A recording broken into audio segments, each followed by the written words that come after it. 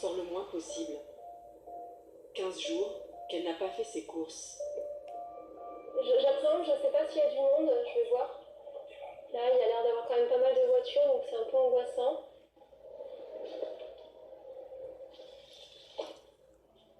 En fin de matinée, peu de clients dans les rayons. Mais pour Orlan, c'est déjà une épreuve. Oh là là, il y a trop de monde pour moi, c'est pas possible ça. Faire ses courses, une souffrance très concrète pour la jeune femme. J'ai des palpitations, j'ai chaud, j'ai des bouffées de chaleur. Il y a beaucoup de vertiges, tête qui tourne. Un chemin de croix, car pour elle, clients, produits, vitrines, tout est forcément contaminé.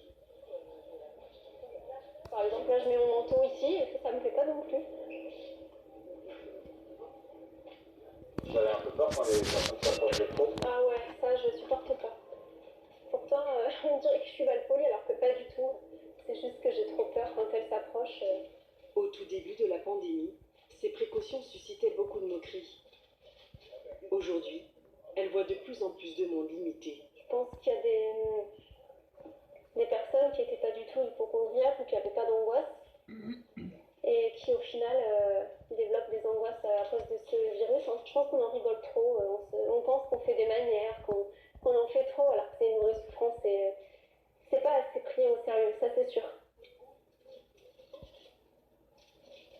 Et ça pareil, j'espère qu'ils désinfectent les poignets parce que tout le monde touche les poignets. Tout le monde touche les poignets, donc ça...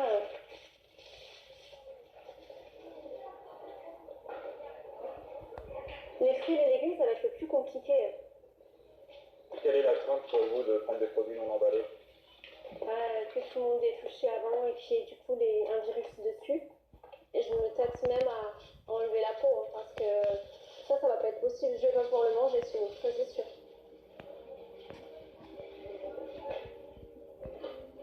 Bonjour.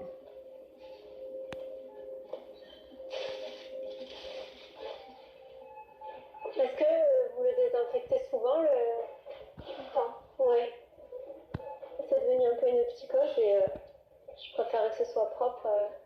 Il y a moins de risques, forcément. Merci beaucoup, c'est gentil. Merci, bonne journée, au revoir. En apnée pendant plus d'une heure, Merci, au revoir. Orlan n'en a pas encore terminé.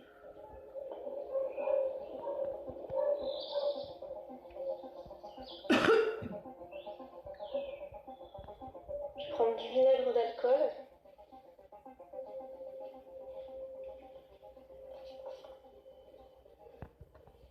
J'enlève les virus extérieurs, les mauvaises ondes extérieures. Pas un jour sans qu'Orlan ne croit avoir contracté le virus. Dans ces moments-là, comme un rituel, je la prends en général 3-4 fois par jour. Elle prend sa tension pour se rassurer.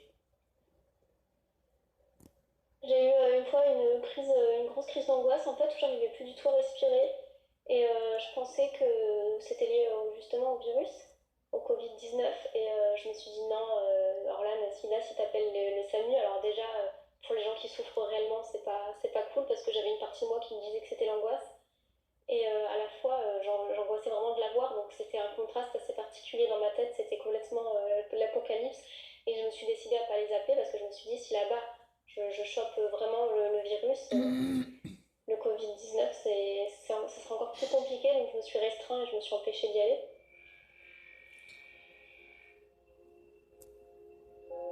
C'est un cercle vicieux, c'est une vie, un cauchemar en fait, un long cauchemar qui tourne en boucle et chaque matin je me réveille, c'est le même cauchemar et ça n'en finit pas et j'ai l'espoir tout le temps, tous les jours j'ai l'espoir de guérir un jour en fait et de m'en sortir.